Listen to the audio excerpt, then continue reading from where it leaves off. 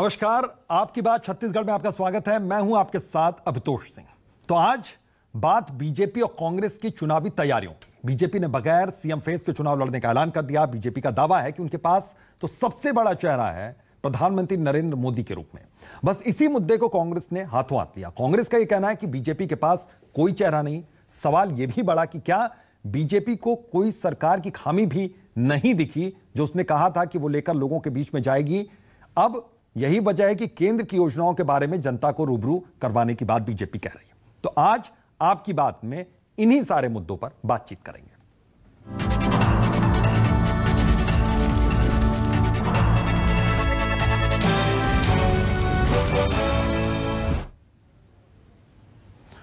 तो आपको बृजमोहन अग्रवाल का कुछ बयान सुनवाते हैं। बीजेपी से हैं, क्या कुछ कह रहे हैं इन सारे मसलों पर, सुनिए। पूरे देश के लिए प्रधानमंत्री जी एक चेहरा हैं और उनकी लोकप्रियता है, तो ये स्वाभाविक है। जिन राज्यों में मुख्यमंत्री होते हैं वहां पर मुख्यमंत्री के चेहरे पर चुनाव होता है। जिन राज्यों में मुख्यमंत्री नहीं होते हैं वहां पर पार्टी चुनाव लड़ती है, और पार्टी का सबसे बड़ा चेहरा अगर कोई है तो नरेंद्र मोदी है। खैर, अब बड़ा सवाल ये कि छत्तीसगढ़ में मोदी के सहारे बीजेपी, क्या राज्य सरकार की कोई खामी नहीं मिली? ये बहुत अहम सवाल है, क्योंकि शुरुआत में बीजेपी का दावा कुछ और था। विपक्ष की रणनीति में बदलाव, जनता को देंगे अब केंद्र की योजनाओं का हिस्सा। कांग्रेस बोली बघेल का विकल्प नहीं, क्या छत्तीसगढ़ को चलाएंगे अब मोदी? ये कांग्रेस तंज कस रही। छत्तीसगढ़ में बिन सेनापति बीजेपी करेगी बात, क्या हो पाएगा 2023 का बेड़ा पार?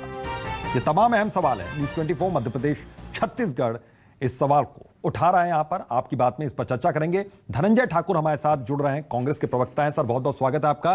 संदीप शर्मा हैं, बीजेपी के नेता हैं। सर, बहुत बहुत आपका स्वागत है। और रवि भोई हैं, वरिष्ठ पत्रकार के तौर पर हमारे साथ जुड़े हैं। सर, बहुत बहुत स्वागत है आपका।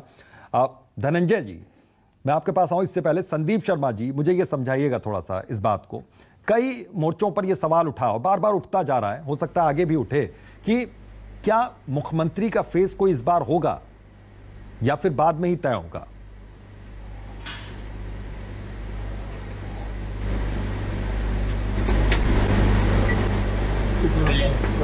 ऑलरेडी रहते हैं, जहाँ नहीं होते वहाँ पर हम कार्यकर्ताओं पर विकास मुद्दे पर रखते हैं। और राष्ट्रीय स्तर पर और नरेंद्र मोदी जी आज भारतीय जनता पार्टी के सबसे बड़े चेहरे हैं। बल्कि वह तो भारतीय जनता पार्टी के देश में, पूरे विश्व में सबसे लोकप्रिय व्यक्ति है। उनके आधार उनका चेहरा भी हमारे बीच होगा, और साथ ही साथ विकास के मुद्दे पर हम चुनाव लड़ेंगे। सर, आपकी आवाज थोड़ी तकनीकी खामी की वजह से हम तक पहुंच नहीं पा रही है। कोशिश करते हैं कि आपकी आवाज थोड़ी ठीक ढंग से आए, उसके बाद बात करते हैं। इससे पहले कि मैं और मेहमानों के पास जाऊं, कवासी लखमा ने क्या कहा है इस मुद्दे पर, वो सुनवाते हैं, उसके बाद आते हैं। बगैर पूरा किसान के दिल में, व्यापारी लोगों के दिल में, सरगुजा से बस्तर के जनता के दिल में, हिंदुस्तान का जनता का दिल में घुस गया है, उसको जल्दी हटाना ये पुरंदर का बस की बात नहीं है। देश का प्रधानमंत्री नरेंद्र मोदी साहब पहले गुजरात का चेहरा था, अभी देश का चेहरा है। कर छत्तीसगढ़ का मुख्यमंत्री बनाएंगे क्या हम लोग को? तो बड़ा अहम सवाल यहां पर उठाए कवासी लखमा ने। संदीप शर्मा, यहां पर बहुत अहम सवाल यहां पर उठाया गया। कवासी लखमा कह रहे हैं कि प्रधानमंत्री हैं नरेंद्र मोदी, अब वो क्या यहां के मुख्यमंत्री बन जाएंगे छत्तीसगढ़ के, अगर उनके चेहरे पर चुनाव लड़ने जा रही है बीजेपी? तो बातों को तो उनकी पार्टी में कोई गंभीरता से नहीं लेता आजकल, तो हम क्या उसको गंभीरता से लेंगे? जहां तक सवाल है, नरेंद्र मोदी जी जो है राष्ट्रीय स्तर पर और देश के प्रधानमंत्री हैं, और भारतीय जनता पार्टी के सबसे बड़े चेहरे वो हमारे नेता हैं, तो उनका चेहरा तो हमारे लिए सामने होगा। लेकिन मैं आपको बताना चाहूंगा कि हर चुनाव को हम कैसे लड़ेंगे, ये हमारी स्ट्रेटेजी होगी। तो कोई कांग्रेस से पूछ करके तय नहीं करेंगे कि हमारी स्ट्रेटेजी, अगली स्ट्रेटेजी क्या होगी। इसलिए कांग्रेस से चिंता नहीं करनी चाहिए कि हमारी अगली स्ट्रेटेजी क्या होगी, हम किस रणनीति के तहत चुनाव लड़ेंगे, ये हमारा अपना विषय है। और रह गई बात नेतृत्व की, तो विदेश जी मैं आपको बता रहा हूँ कि अभी हम बूथों पर काम कर रहे हैं, और हम छत्तीसगढ़ प्रदेश के हर बूथ पर काम करके और हर बूथ को जीतना चाहते हैं। हम यदि बूथ जीत लिए, चुनाव जीत लिए, और आज हम 2300 जो हमारे छत्तीसगढ़ प्रदेश के बूथ हैं, हर बूथ में हमारे सेनापति तैयार हो रहे हैं, और उनका एकमात्र लक्ष्य है कि हम हमारा बूथ जीत लें तो निश्चित रूप से हम चुनाव जीत जाएंगे। इसलिए एक बार बड़ी फौज के साथ हम चुनाव में मैदान पर आ रहे हैं। और जहां तक मोदी जी का सवाल है, नरेंद्र मोदी जी जो है पूरे देश नहीं, पूरे दुनिया के लिए एक बहुत बड़े आइकॉन बन चुके हैं, और यही आज कांग्रेस के लिए सबसे बड़ी परेशानी है तो ये उनकी परेशानी से हमें कोई लेना देना नहीं है। हाँ। और हमारी क्या स्ट्रेटजी होगी, इस पर कांग्रेस को चिंतित होने की कदापि जरूरत नहीं है। हम अपने तरीके से और हम अपनी रणनीति से चुनाव लड़ेंगे और 2023 में निश्चित रूप से भारतीय जनता पार्टी की सरकार बनने जा रही है। ये 100% सही बात मैं आपसे कह रहा हूं। ठीक है, धनंजय ठाकुर, आपका रिएक्शन चाहेंगे सर इस पर?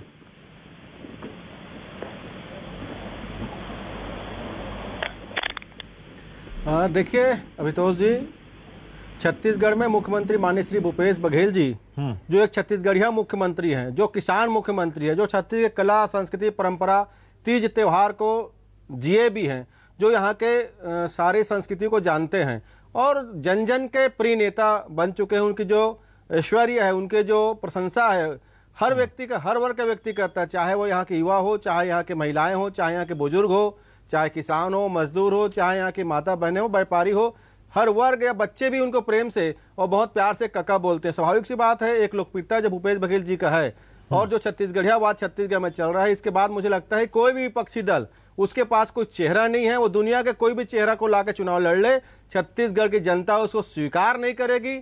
और निश्चित तौर पर हम 2023 के चुनाव में जो आज जनता ने हमें 71 सीट का मैंडेट दिया हुआ है, अभी आज की स्थिति में 71 सीट में हैं, हम इस रिकॉर्ड सीटों के साथ लक्ष्य को प्राप्त करेंगे। और भूपेश बघेल जी वो छत्तीसगढ़िया चेहरा है, जो छत्तीसगढ़ के प्रिय चेहरा है, जो माटी पुत्र है, जो किसान पुत्र है, जो यहाँ के सभी संस्कृति को जानता है, उसके आगे किसी भी प्रकार का चेहरा दुनिया का आ जाए, कोई चेहरा भी आ जाए, हमको फर्क नहीं पड़ता है। हम उसके चेहरे पर चुनाव जीतेंगे और जनता को उसका प्रेम और सौहार्द और उनके प्रति विश्वास बरकरार है। चलिए, अब ठीक है, मैं आता हूं रवि भोई जी, थोड़ा ये आप थोड़ा सा समझाइए सर यहाँ पर कि क्या बीजेपी चाहे कांग्रेस सही ट्रैक पर इनकी तैयारी चल रही है? क्योंकि मुख्यमंत्री भूपेश बघेल जगह जगह जा रहे हैं, लगातार सारी विधानसभाओं का दौरा करेंगे। दूसरी ओर प्रधानमंत्री नरेंद्र मोदी खुद वहां पर पहुंचेंगे, एक बड़े चेहरे के तौर पर उनको सामने किया जा रहा है। उनके चेहरे पर कई चुनाव पीछे भी लड़े गए हैं दूसरे स्टेट में। तो इसका मैं आकलन चाहता हूं आपसे कि क्या वाकई यहां पर बीजेपी की तैयारियों में दम यहां पर नजर आ रहा है? बीजेपी सही ट्रैक पर तैयारी कर रही है और चेहरा नहीं लाकर भी, कोई सीएम का चेहरा नहीं भी पेश करके एकदम ठीक ढंग से अपनी तैयारियां, अपनी रणनीति में लगी हुई है?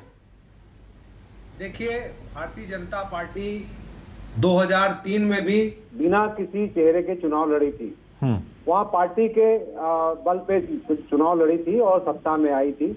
लेकिन जब 2003 में सत्ता में आ गई, तो 2008 और 2013 और 2018 में रमन सिंह के नेतृत्व में चुनाव लड़ी। तो ये नहीं, कोई बात नहीं है ऐसा कि बिना नेतृत्व के या बिना चेहरे के चुनाव लड़ने से किसी को फायदा होता है, नुकसान होता है। 2018 में कांग्रेस भी यहाँ चुनाव लड़ी तो किसी को मुख्यमंत्री प्रोजेक्ट नहीं किया गया था। प्रदेश अध्यक्ष थे भूपेश बघेल, नेता प्रतिपक्ष थे टीएस सिंहदेव और चरणदास महंत थे चुनाव अभियान समिति के अध्यक्ष। तो ये तो बात रही कि आप किसको प्रोजेक्ट करेंगे नहीं करेंगे, सत्ता आने के बाद भी डिसाइड होता है जी। पर पिछले बार 2018 में भी काफी हद तक रमन सिंह तो थे, लेकिन मोदी के नाम पे भी चुनाव लड़ा। भारतीय जनता पार्टी इस बार भी रणनीतिक तौर से छत्तीसगढ़ में मोदी के नाम से ही चुनाव लड़ने की तैयारी कर रही है और पहले से भी तैयारी कर रही है। और जो भी होगा, जैसे भी होगा, नेतृत्व की बात बाद में होगी, ये कहा जा रहा है। और Bharatiya Janata party cadre based party है, बूथ लेवल पर वो तैयारी कर रही है और लगातार उसकी तैयारी चल रही है। और ट्रैक तो डिसाइड करना पड़ेगा कि किस ट्रैक में जा रहा है, लेकिन तैयारी वो चल रही है। कांग्रेस भी लगातार तैयारी कर रही है और भूपेश बघेल लगातार दौरे कर रहे हैं, औचक निरीक्षण के जरिए आम लोगों से बात कर रहे हैं, कार्यकर्ताओं से मिल रहे हैं और जो अफसरों पे जिनकी शिकायत आ रही उन पे कार्रवाई कर रहे हैं। तो वो एक्शन मूड में है और इसका सीधा मतलब है 2023 में के लिए वो तैयारी शुरू कर दिए। तो छत्तीसगढ़ में दोनों पार्टियां अपने अपने स्तर पर चुनाव की तैयारी कर दी, लेकिन कांग्रेस में ये है कि भूपेश बघेल मुख्यमंत्री हैं, इसलिए चेहरा 2023 में वही होंगे और भारतीय जनता पार्टी का चेहरा कोई डिसाइड नहीं हो रहा, इसलिए प्रधानमंत्री के नाम से वो चुनाव लड़ेंगे। बिल्कुल, चेहरा कोई डिसाइड नहीं हो रहा, लेकिन आपके मुताबिक चेहरा प्रोजेक्ट कर भी रहे हो, अगर नहीं भी कर रहे हो तो कोई फर्क नहीं पड़ने वाला है जी। जिस तरीके की तैयारी चल रही है वो तैयारी चलती रहेगी और रिजल्ट पर भी इसका कोई असर नहीं पड़ने वाला है, ये मानकर चलें जी। ठीक है। धनंजय जी, एक चीज मैं और समझना चाहूंगा यहां पर कि जो सरकार की जो तैयारी है, जो कांग्रेस की जो तैयारी है, उसमें क्या अहम मुद्दे हैं जिस पर लेकर बातचीत हो रही है? क्या विशेष है इस बार पिछली तैयारियों से अगर हम तुलना करें इस बार की तैयारी?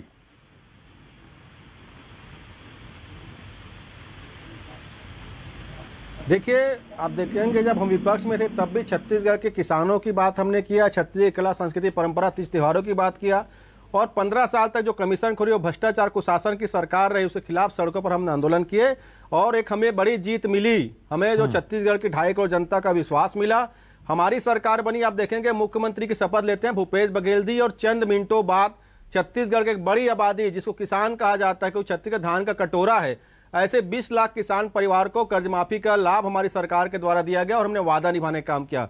उसके बाद हम चले जाते हैं किसानों की आर्थिक संपन्नता की ओर, तो निश्चित तौर पर जो धान की 2500 कीमत हमने दिया, उसके साथ साथ कोदो, कुटकी, रागी, गन्ना, दलहन, तिलहन और फलदार सब्जियां किसानों को लाभान्वित कर रहे हैं। बिजली विभाग की सुविधाएं प्रदान कर रहे हैं जिससे 50 लाख उपभोक्ताओं को लाभ मिल रहा है। आदिवासी वर्ग के हक अधिकार की बात हम कर रहे हैं। 2500 रुपये तेंदुपत्ता का मानक दर जो था उसको बढ़ाकर 4000 प्रति बोरा कर रहे हैं और 65 वनोपज की समर्थन में खरीदी हमारी सरकार के द्वारा की जा रही है। मैं युवाओं के रोजगार की बात कर लेता हूँ। आज ही बस्तर बटालियन में भर्ती की प्रक्रिया शुरू हुई है। उसके पहले 14,580 शिक्षकों के पद की भर्ती की हमने किया है।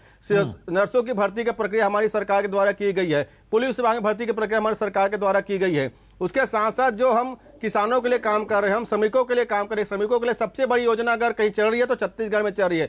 7,000 रुपये सालाना हमारी सरकार जो भूमिहीन श्रमिक है उनको योजना के माध्यम से दे रही है। हम उसके साथ साथ पशुधन की भी चिंता कर रहे हैं। गोधन योजना के माध्यम से हम जब 2 रुपए किलो गोबर खरीदी करते हैं तो पशुपालक को लाभ मिलता है। सारी बातें तो हो रही है, सारी बातें हो रही हैं। खुद मुख्यमंत्री भी आपके पहुंच रहे हैं, जनता के बीच में जगह जगह जा रहे हैं, लेकिन वो एक्शन मोड में भी दिख रहे हैं। बहुत से अधिकारियों पर, कर्मचारियों पर गाज भी गिर रही है लगातार, लेकिन इसको लेकर बीजेपी निशाना साध रही है। संदीप शर्मा जी, अगर मैं गलत नहीं हूं तो बीजेपी ये साफ तौर पर कह रही है यहां पर कि ये कर्मचारियों और अधिकारियों पर जो गाज गिर रही है वो सिर्फ दिखावा है, यहां पर दिखावे के लिए कार्रवाई हो रही है। इस तरीके के भी आरोप यहां पर लगाए जा रहे हैं बीजेपी की ओर से। संदीप शर्मा, देखिए, अभी आप देखे होंगे कि मुख्यमंत्री जी की जो बौखलाहट है वो अभी कुछ दिनों से लगातार दिख रही है। किस ढंग से उनके पास जो शिकायतें आते हैं उनके ऊपर डांट फटकार लगाते हैं और जिस तरह से आज प्रदेश के भीतर में अराजकता की स्थिति, कानून व्यवस्था पूरी तरह से ठप है। स्वास्थ्य संयोजक हड़ताल पर है, मितानिन लोग सब हड़ताल पर बैठे हुए हैं। बिजली कर्मचारी का आज भी देखेंगे उनको जिनका हाथ कटा हुआ है वो बोल रहे हैं कि कका हमर मन के का हो ही बता, तो कका चुप है वहां पर, तो बोल नहीं रहे हैं। विद्या मितान लोगों की क्या हालत है पता है आपको। वृद्धावस्था पेंशन 1500 रुपए देंगे बोले थे, उनका पता नहीं है। सहायता समूह के कर्जा माफी करेंगे बोले थे, पता नहीं है उसका। आप किसान आंदोलन में लाठी से पीट रहे हैं लोगों को। पुलिस वाले लोगों ने जो वादा किए थे उसका कोई अता पता नहीं है। शराबबंदी का तो इतना बड़ा इन्होंने पूरा धोखा दिया पूरे छत्तीसगढ़ की महिलाओं को, खासकर उसका तो जवाब अभी यहाँ पर 2023 के चुनाव में लेगी। संविदा कर्मचारियों के साथ इन्होंने क्या किया है। बेरोजगारी भत्ता देने के बाद पर किस ढंग से लोगों को ठगा है। 2 साल का बोनस देंगे बोले तो उसका कोई अता पता नहीं है। जबरदस्ती मिट्टी से भरे बोरी को यहाँ पर किसानों को ले करके 700 करोड़ रुपए किसानों को चूना लगाने की तैयारी करके रखे हैं। बेरोजगार लोगों को नियुक्ति पत्र नहीं मिल रहा है, वो आत्महत्या करने की धमकी दे रहे हैं।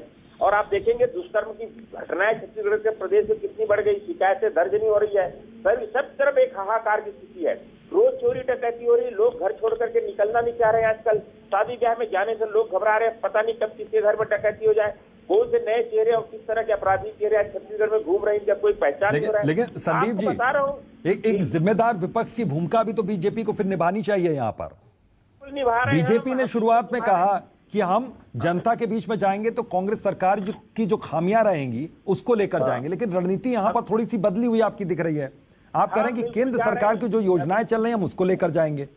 मैं ये समझना चाह रहा हूँ। अभितोष जी, आप हमारे जो बूथों में अभी हम जा रहे हैं, हम ग्रास रूट पर घर घर जाकर की सरकार की विफलता को गिना रहे हैं। हाँ। हम केंद्र सरकार के हमारे जो जनहित में काम किए उसको हम बता रहे हैं। किस ढंग से सरकार ने 11 करोड़ मकान लौटा दिए, किस ढंग से आयुष्मान योजना को यहाँ पर ठप कर दिया गया, गरीबों की इलाज यहाँ पर बंद हो गया, ये सारी चीजों को हम बता रहे हैं लोगों को। और इसका रिजल्ट एक मुश्त आएगा, आप देखिएगा। और ये सरकार की जितनी विफलता है हमने जाकर के लोगों को जागृत किया है और इसी का दुष्परिणाम है कि आज काला कानून ला करके लोगों को धरना प्रदर्शन करने से इन्होंने बैन लगा दिया है कि अब कोई आवाज नहीं उठा सकते।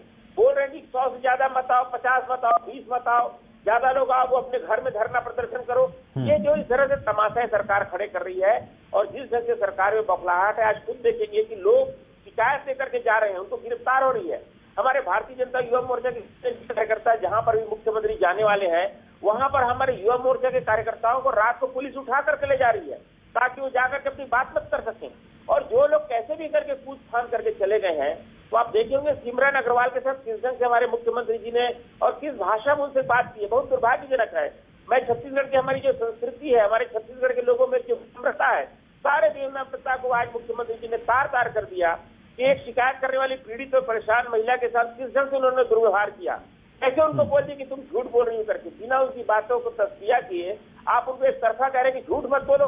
अरे आप पूरा बात भी नहीं सुने, आप उनको झूठी कहने लग गए। आप उसको नेतागिरी मत करो करके, कोई अपनी शिकायत लेके जाना कोई नेतागिरी होता है क्या? धनंजय ठाकुर इसका जवाब देना चाहेंगे सर आप? मुझे लगता है नहीं, मैं तो बस ये है, मैं मुझे दुखी हूँ इस बात को लेकर के कि हमारे छत्तीसगढ़िया मुख्यमंत्री जो इतने सरल हमारे छत्तीसगढ़, मुझे लगता है आप मौका देंगे मुझे, क्या हो गया है धनंजय जी? देखिए आरोपों की बौछार हो गई एकदम।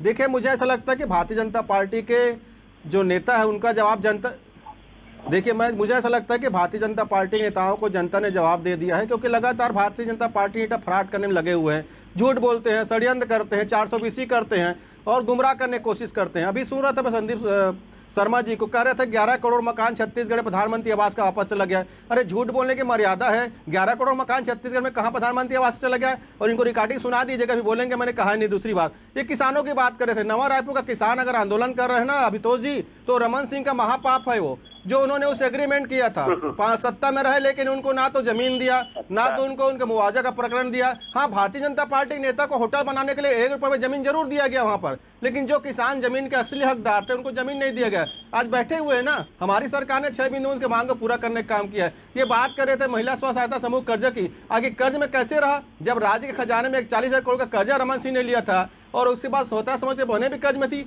हमारी सरकार ने 19 करोड़ रुपए कर्ज माफी किया है। तो भारतीय जनता पार्टी के नेताओं की बातों को जनता भी नहीं सुनती और मैं तो जवाब देना भी उचित नहीं समझता, क्योंकि इनके बातों में क्या दम है? जो 11 करोड़ मकान की मर्यादा है, लोकतंत्र में अभिव्यक्ति की भी एक मर्यादा है, उसकी भी एक आजादी है। रवि भोई जी मुझे इस बात को थोड़ा समझाइए यहाँ पर कि क्या बीजेपी की रणनीति में कुछ तब्दीली आई है या फिर कांग्रेस की रणनीति में कुछ बदलाव आया है? बातों का जवाब नहीं दिया जाता या मैं आता हूं धनंजय जी, आता हूं मैं एक बार रवि भोई जी से थोड़ा समझ लूं, इसका आकलन थोड़ा कर लूं। रवि सर देखिए कांग्रेस भी रणनीति में बदलाव कर रही है। हाँ। और इसी का परिणाम है कि मुख्यमंत्री मैदान में उतर के वस्तुस्थिति का आकलन करने लगे हैं। हाँ। और उसके हिसाब से वो अपनी नीति बनाने, नीतियों के इम्प्लीमेंटेशन करने की बात कर रहे हैं। तो कहीं ना कहीं कांग्रेस अपनी जो 3.5 साल के की योजनाएं हैं उनका क्रियान्वयन किस तरह से हो रहा है, उसका इम्प्लीमेंट क्या है, लोग उसको किस रूप में ले रहे हैं, उसका पता लगाने के लिए मैं मुख्यमंत्री नहीं। और रवि जी एक चीज और मैं समझना चाहूंगा यहाँ पर, क्या ये संभव है किसी भी सरकार के लिए, चाहे कांग्रेस की सरकार हो, पहले बीजेपी की सरकार थी, कि सभी लोग उस स्टेट के एकदम संतुष्ट हो जाएं? देखिए 100% लोग संतुष्ट हो जाएं? ये संभव नहीं है कि सभी लोग किसी भी सरकार से संतुष्ट हो जाएं। हाँ। लेकिन एक बड़ा वर्ग ये होता है मोटे मोटे तौर पर, जो सरकार की नीतियां होती हैं उसका आम जनता पर कितना फायदा होता है। हाँ। और उसमें क्या मशीनरी, जो सरकारी मशीनरी क्या इम्प्लीमेंट किस तरह से कर रहे हैं या उसमें कमी कहाँ आ रही है, उसका आकलन हो सकता है। ये जो अधिकारियों और कर्मचारियों पर गाज गिर रही है सर, इसको किस तरीके से देखें यहाँ पर? इससे कुछ फायदा पहुंचेगा? देखिए ये प्रशासन का तरीका है कि जो मशीनरी काम नहीं करती या मशीनरी में ढिलाईपन आ जाता है। हाँ। वो एक तरीका है निलंबन का, ट्रांसफर का। तो ये हर सरकार करती है और भूपेश बघेल भी सरकार कर रही है। इन्होंने एक्शन मोड दिखाई दिया, चुनाव के 1.5 साल पहले इन्होंने ये कदम उठाना शुरू कर दिया है, जिससे कि गति मिले शासन प्रशासन में और उनकी नीतियों का इम्प्लीमेंटेशन तेजी से हो। संदीप शर्मा, मैं आपसे समझना चाहूंगा सर यहाँ पर कि जिस तेजी से कांग्रेस ने यहाँ पर तैयारी शुरू की, बीजेपी थोड़ा सा पीछे इसमें रह गई क्या रेस में, तैयारियों में, या फिर बीजेपी की अपनी एक अलग रणनीति है, अलग रणनीति के साथ काम कर रही है? नहीं, हम कहीं तैयारी में पीछे नहीं है। और जिस तरह से मुख्यमंत्री जी जा रहे हैं, तो ऐसा आपकी सरकार, आपके द्वार, हमारे समय भी डॉक्टर रमन सिंह जाते थे और हर साल जाते थे लगातार। हाँ। हम विकास यात्रा निकालते थे, सारी काम करते थे, लेकिन हम संगठनात्मक रूप से हर बूथ पर हमारे यूथ खड़े कर रहे हैं, महिलाएं पर टीम खड़े कर रहे हैं, इस सरकार की सफलताओं को घर घर तक जाके बता रहे हैं। हमने बताया ना, हमारे काम का तरीका है, हम उस काम में लगे, हमारा संगठनात्मक ढांचा जो है, और हर घर तक हम कार्यकर्ता खड़े कर रहे हैं। और इसका जो परिणाम 2023 के चुनाव में आएगा, इनको भी लगता है तो इनको क्या गलतफहमी वो ये जाने। लेकिन आज एक गलतफहमी इनकी दूर हो गई है कि लगभग 40 विधायक आज इनके धरातल पर नहीं है, चुनाव हार रहे हैं। अब ये मुख्यमंत्री जी कितना भी वहां चले जाए, कुछ भी कर डाले, कुछ नहीं होने चाहना है। ढाक के 3 पास होने वाला है, 40 विधायक इनके हारने वाले हैं। और ये 3.5 साल की इनकी करतूत के कारण है। 1.5 साल के करतूत इनका और बचा है। उस 1.5 साल के करतूत में इनके और कितने विधायक हारेंगे अब ये तो यही लोग बता सकते हैं। लेकिन मैं आपको वितोष जी बता रहा हूँ, बहुत जमीनी हकीकत बता रहा हूँ कि प्रदेश के आम लोगों में इस सरकार के प्रति आक्रोश है। विकास कार्य पूरे छत्तीसगढ़ प्रदेश में ठप हो गया है और केवल बतौलेबाजी और जबानी जमा खर्चा करके भौरा, गिल्ली डंडा, नाचा, गम्मत, गेड़ी, ये सबसे कुछ नहीं होने वाला है। छत्तीसगढ़ कर्जे में डूब गया है। आज एक बच्चा भी जो पैदा होने वाला है या हो रहा है, आप देखिए 40,000 रुपए के कर्ज में डूब गया। हमारी सरकार ने 15 साल और 24 साल का भी जो बचा हुआ कर्जा था, ये 18 साल में जितना कर्जा नहीं तो उससे ज्यादा कर्जे इन्होंने मात्र और 28-30 महीने में लेकर के पटक दिए। ये कौन सी सरकार चला रहे हैं। उसके बाद भी देखिए आज 9 दिन बीत गया है, कर्मचारियों का तनख्वाह नहीं मिला है। कैसा सरकार हो गए छत्तीसगढ़ के जो डाउन चल रहे हैं, सारे कर्मचारी हाहाकार कर रहे हैं। धनंजय जी इसका जवाब देना चाह रहे हैं। सुखे के लिए हाहाकार है, पेंशन नहीं मिल रहा है लोगों को। ये सरकार खोखली हो चुकी है, पूरी तरह से आर्थिक रूप से छत्तीसगढ़ को बैठा चुकी है ये सरकार। ठीक है, धनंजय जी इसका जवाब देना चाह रहा हूं। जो 15 साल सत्ता में रहे, देखिए अभितोष जी, जब भारतीय जनता पार्टी के लोग अपने कर्जा की बात करते हैं तब इनको शर्म भी नहीं आती है कि एक 40,000 करोड़ का कर्जा लिए और राज्य के एक बड़ा आबादी जो किसान होता है वो कर्ज के बोझ तले दबा हुआ था। और जो किसानों से वादा भारतीय जनता पार्टी ने किया था कि 2100 धान का समर्थन मूल्य देंगे, 300 रुपए बोनस, ये देने की हैसियत पूर्ववर्ती सरकार में तो नहीं रही है। कह रही कि उन्होंने जो इतने साल में कर्जा लिया था वो आपने 3 साल 3.5 साल में उससे ज्यादा ले लिया। बात करते हैं, हमने कर्जा लिया। सुनिए ना, का शब्द का प्रयोग करते हैं। सुनिए ना, हम तो यही जानना चाहते हैं कि 15 साल सत्ता में रहे, ऐसा क्या काले कर्म किए, ऐसे क्या पाप किए, ऐसे क्या कमीशन खोरी किए कि 15 साल में 40,000 का कर्जा ले लिए और देश की बड़ी आबादी कर्ज में रहा। मतलब किसके लिए काम किए? क्या ये 40,000 का कर्जा लेके क्या अमित शाह पर फूल मारा बरसा रहे थे? क्या नरेंद्र मोदी के लिए फर्जी लाल किला बनवा रहे थे गरियाबंद में? हमारी सरकार ने कर्जा लिया ना, आपके चैनल के माध्यम से बता रहा हूं अभितोष जी, हम तो मात्र 30,000 का कर्जा लिए हैं। दूसरी ओर नरेंद्र मोदी जी हमारी राज्य सरकार का 33,000 करोड़ का कर्जदार है। वो पैसा कल मिल जाए, उसके बाद भी 3,000 करोड़ एक्स्ट्रा बचेगा। तीसरी बात, हम कल और कर्ज लेंगे क्योंकि अगर छत्तीसगढ़ किसानों को संपन्न बनाना है हम उसके लिए कर्जा लेंगे। हमारी सरकार को नरेंद्र मोदी की तरह झूठ बोल के जुमला कर काम नहीं करती है। हमारी सरकार जो कहती है उसको करती है। और कर्ज लेना हमें अगर छत्तीसगढ़ जनता के लिए न पड़े तो हम दोबारा और कर्ज लेंगे।